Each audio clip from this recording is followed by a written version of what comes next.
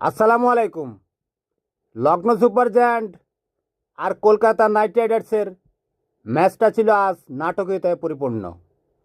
বিস্তারিত পরে হবে, এখন চুম্বক অংশটা বলছি। 155 রানের টার্গেট দিয়েছিল কলকাতা নাইট রাইডার্স।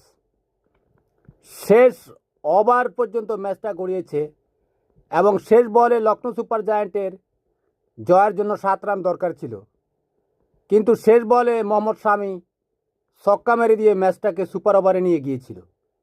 এক টান উত্তেজনাকর match. Lucknow super giant super ওভারে ব্যাটিংয়ে নামে। প্রথম বলে বোল্ড হয়ে যায় নিকোলাস পোরান। পরের দ্বিতীয় বলে ঋষভ পান্ত 1 রান নিলে এরপরে এডেম মাকরাম তৃতীয় বলে আউট হয়ে যায়। কলকাতা নাইট রাইডার্সের জয়ের জন্য দরকার ছিল মাত্র 2 রান। ঋষভ পান্ত প্রথম বলে 4 মেরে জয় নিশ্চিত করে। আল্লাহ হাফেজ, ভালো থাকবেন।